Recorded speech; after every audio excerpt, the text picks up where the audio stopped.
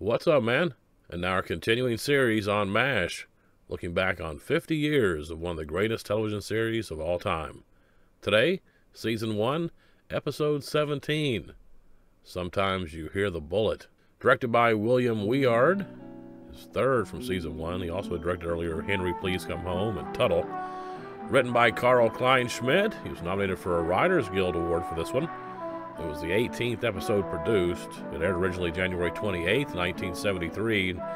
Guest stars Tommy Gillis, and it's the first of 6 appearances by Lynette Meddy as one of the nurses. Also a guest star that we'll point out when he shows up. Alan Alda cited the show as an example of the sort of television that he wanted to do, a mix of dark and light. Larry Linville called it the finest example of what the show could accomplish. It was his favorite episode. He referred to it as the most beautiful balance we ever hit between comedy and horror. All right, sometimes you hear the bullet.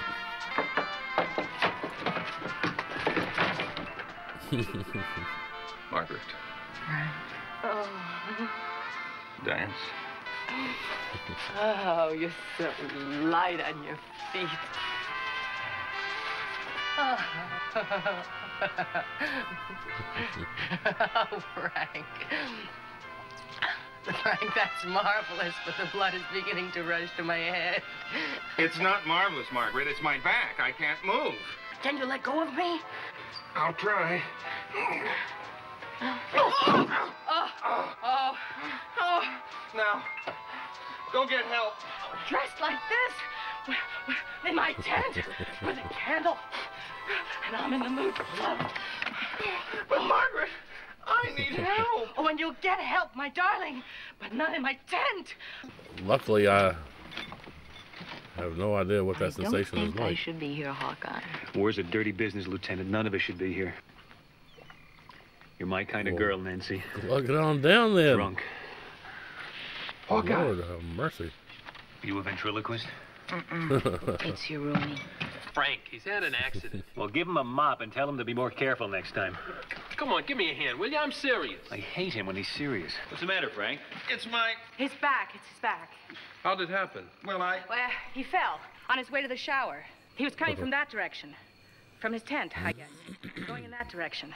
The showers. Frank, do you have a history with your back? Oh, it goes out every few years. Last time was VJ Day in Times Square when this big sailor hugged me.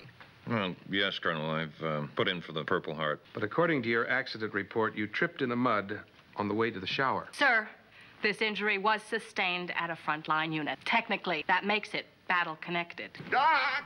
But I need Dr. Pierce. He's the only one who can help. I'm Pierce. What's the problem? You're my problem. I think I love you. Tommy! James Callahan. You're a beautiful sight. What are you doing here? What am I doing here? I'm an American soldier. I'm one of the good guys. Henry, I want you to meet one of my best friends, Tommy Gillis. Tommy Henry Blake. Henry, you're a beautiful sight. How's it going, Tommy, is it? 4th grade. 5th grade, remember? The wonderful child. He was a bit of a sissy. But he was one of the great milk monitors I've ever seen. Milk money. Well, that was a very responsible position. It was a depression, and anybody with milk carried a lot of weight. What I don't understand is what a guy like you with your background is doing here in the infantry. Why aren't you a correspondent or something? I'm keeping my country safe from the communist menace. You used to be a communist. Look, if I was a correspondent, I'd be reporting the war. In the infantry, I'm living it. So what's the difference? Here.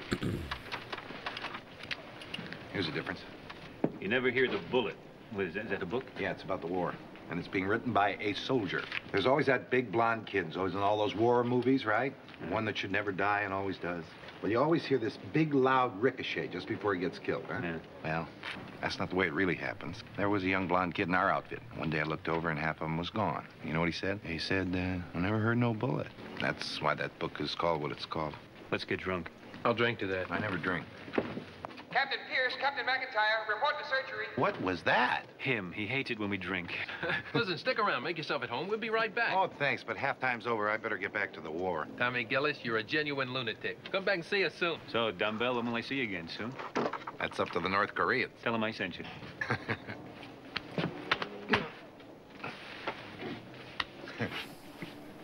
You still owe me for a pint of milk. Could I show you something in the get well pair? That's good. Look how thin he is about the chest and waist. Yeah. Private Wendell Peterson, Marine Ron Corps. Howard. No, I'd swear this kid is really a kid. I guess if they're tall enough to reach the trigger, they're old enough to enlist. We're not going to be interrupted again, are we? My folks won't be home for hours. Frank is in traction, and Trapper is watching a movie in the mess tent. Hurry, please. It's Major Burns. Tell him to get his own girl. He's in pain. He wants to see you. Tell him where it hurts, Frank. Don't be brave. Why don't you go boil some water or something? You know what your trouble is? You're a 4-star hypochondriac. But the pain! The only pain around here is the one you two are giving me. Please, I don't want to go home. Please, just stay here. Don't reach for your appendix, kid. It's gone. How do you feel? All ready to go out and kill me some more gooks, sir. Wendell, another word for gooks is people. I mean the North Koreans. Chinese, sir, the enemy. I'm a Marine. We're the best. I'm a coward. We're the worst. How long before I can get back to my outfit, sir? Yeah, maybe a few more weeks. Depends on how much post-operative pain you have. I don't care about no pain. I just want to get back to the fight. How old are you, Wendell? 20. Really, I'm 18. For somebody who's Ron about Howard 20 is and 18, 18. you look awfully 16 to me. See you later. Spoiler alert, he's playing a 15-year-old. Hawkeye? Hot Lips, if you don't get out of here, I'll shoot you. It's not Hot Lips, it's Radar. Radar, if you don't get out of here, I'll shoot Hot Lips. There's trouble in the post-op. You gotta come.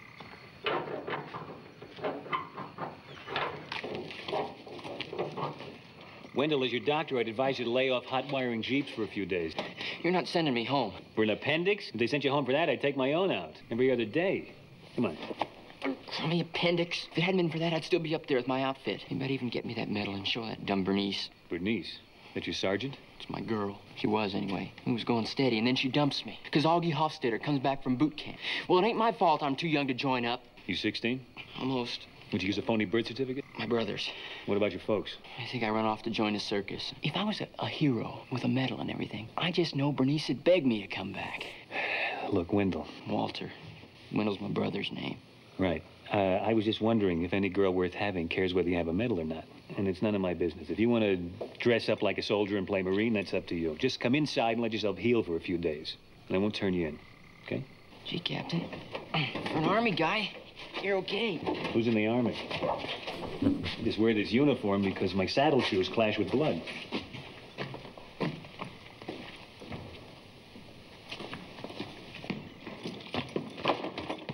She's not in there anymore. What are you talking about? Attention, all personnel, all medical personnel. That's what I'm talking about. Oh, A whole regiment took it in the teeth a while ago. It's going to be a long night. Come on. Dr. Pierce, this one very shocking. Trapper, can you finish for me? Oh, go ahead. Yeah, okay. Fucking Tommy. I'll give you a kiss back. Killed it in my head.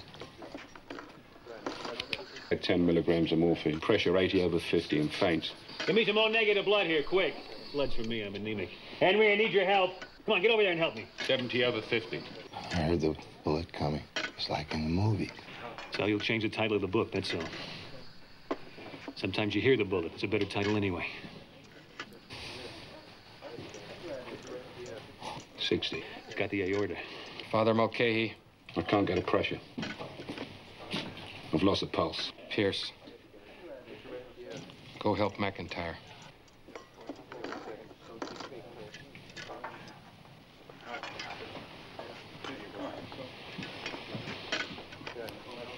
Come on, move. We're jammed up in here.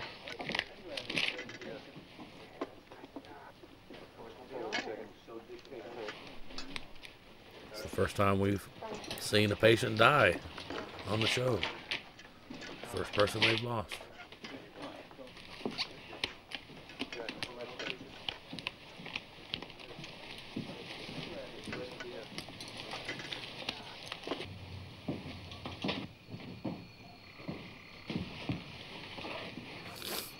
Pierce, is there anything I can do to help? It's the first time I cried since I came to this crummy place. Well, Gillis was your friend.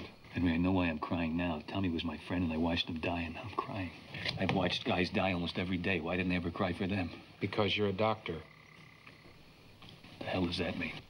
Look, all I know is what they taught me at command school. There are certain rules about a war. And rule number 1 is young men die. And rule number 2 is doctors can't change rule number 1. You believe that? I don't know. Do you? I know one doctor who can keep one young man from dying in one war. Major Houlihan? This is Private Wendell Peterson, United States Marines. Except Wendell's name is really Walter, and he's only 15 years old, and he's going back home where he belongs. Put a guard on him and give him to the MPs as soon as he's well enough to travel. I'm never gonna forgive you for this. Not for the rest of my life. Let's hope it's a long and healthy hate.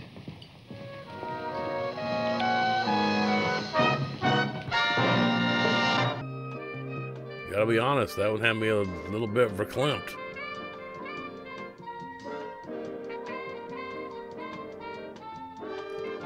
Lived up to the billing, man. That was just so strong.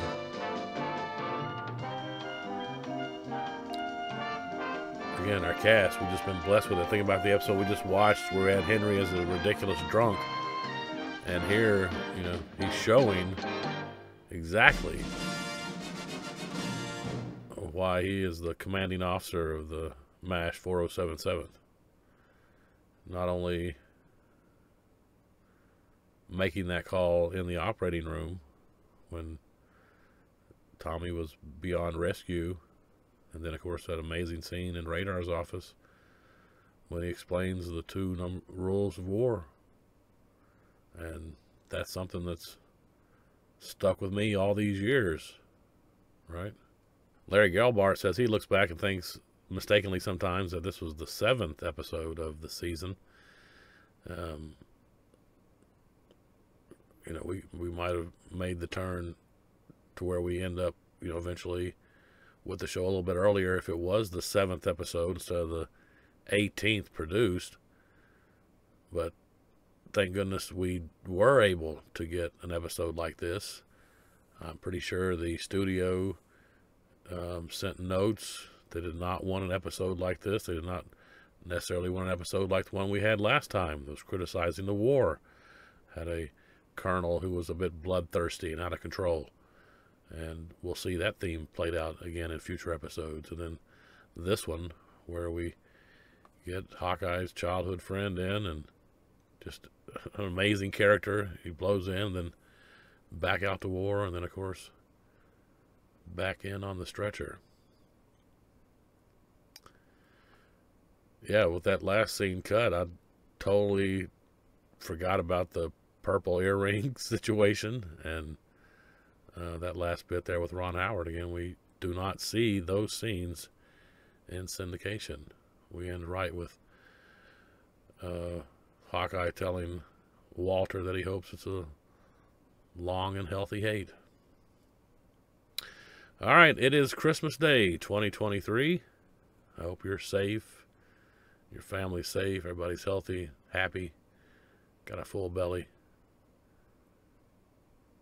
We'll see you soon. Do those YouTube things for us. We really appreciate that. Hit the like button, comment, subscribe, and we'll soon be on our way to 500 YouTube subscribers. When we started this thing last year doing these MASH reactions, I think we had 12 subscribers. Not too bad. So we'll do it the old-fashioned way, slow and steady. And that's what's up, man.